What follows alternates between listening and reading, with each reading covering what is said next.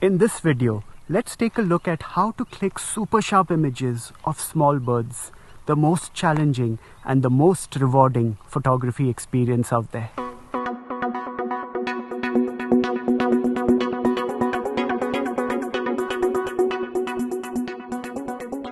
Now remember, when we click birds, no matter what the size of the bird is, we need the bird to occupy at least 1/4 of the area of the photograph for it to be of any significant value.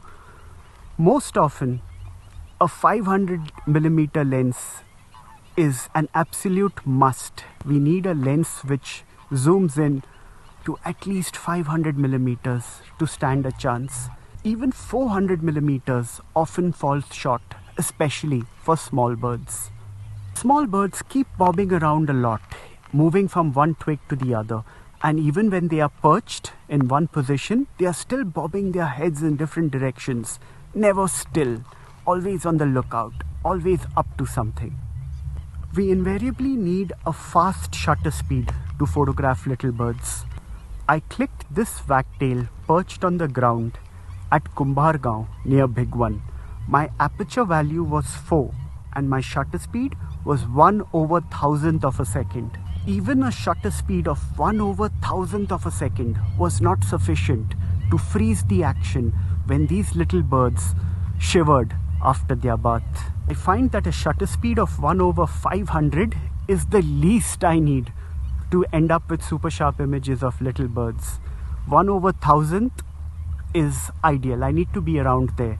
1/800 also does, but the point I'm trying to make is that we need to have a significantly fast shutter speed to get consistent images of little birds doing various actions. To get the entire spectrum of their behavior, we need a fast shutter speed. I set my autofocus area to single point and align that single point with the eye of the bird.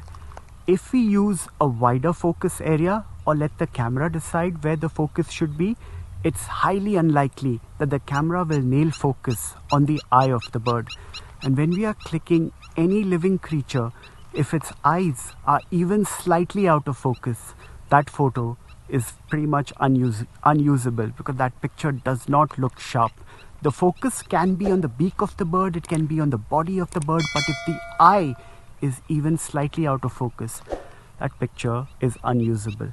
I set my autofocus mode to AFC, that is autofocus continuous, or AI servo on Canon cameras. When I keep my autofocus mode to autofocus continuous, the camera will ensure that the focus stays on the bird even if it's moving around a lot. It's important to hold your position for as long as you can so that you can continue clicking pictures of those birds for as long as they give you those opportunities, for as long as they are close enough to you to click awesome pictures. I highly recommend that you hold your position and click lots of pictures, because when it comes to clicking little birds, you will find a significant change in the position of the bird's head or the body or what it's doing from frame to frame. So even if you have a camera that's doing 10 frames per second, every frame will be significantly different from the previous one. So click as many pictures as possible in the burst mode and choose the ones that work the best for you. One of the most important but invisible settings on a camera is the tracking sensitivity. What does that mean?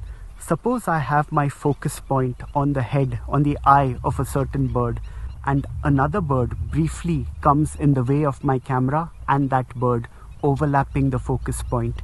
The tracking sensitivity setting decides whether to shift focus onto this new bird immediately or hold focus on the original bird longer. I'm invariably always setting my tracking sensitivity to locked on, so that way I maintain my focus on the original bird even if there are other birds or twigs that momentarily come in the way of it. I have another video which I highly recommend that you watch right now. In this video, I talk about all the camera settings, visible and invisible, that will help you to click super sharp images of small birds.